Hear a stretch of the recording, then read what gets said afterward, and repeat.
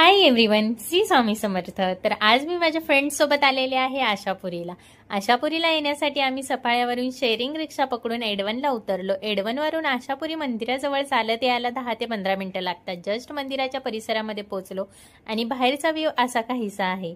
तर पहिल्यांदा आपण आशापुरी मातेचं दर्शन घेऊया। त्यासाठी आता आम्ही चाललेलो आहोत मंदिराच्या आतमध्ये आणि आशापुरी मातेची जी मूर्ती आहे ती मंदिराच्या खालच्या बाजूला म्हणजेच मंदिराच्या गर्भामध्ये आहे आणि मंदिराच्या मुख्य दरवाजापासून बाहेरचा व्ह्यू असा काहीसा दिसतो। मंदिराच्या जस्ट पाठीमागे समुद्र असल्यामुळे खूप छान वाटतं इकडे। तर पहिल्यांदा आपण मातेचं दर्शन घेऊया। त्यासाठी आता मंदिराच्या आतमध्ये आम्ही उतरतो आणि आज गर्दी नसल्यामुळे आम्हाला खूप चांगल्या प्रकारे दर्शन घेता आलं आणि आशापुरी मातेचा जो मुखवटा आहे खूप सुंदर आहे आणि खूप प्रसन्न वाटतं इकडे। तर आम्ही दर्शन वगैरे घेतलं। तसेच आतमध्ये अजूनही काही देव्यांच्या मूर्त्या वगैरे आहेत त्यांचंही दर्शन घेतलं आणि जागा खूप कमी असल्यामुळे वाकून चालावं लागतं इकडे। दर्शन वगैरे घेऊन आता आम्ही मंदिराच्या बाहेर पडलो आणि मंदिराच्या बाहेर पडल्यानंतर आता आम्ही जाणार आहोत मंदिराच्या वरच्या बाजूला।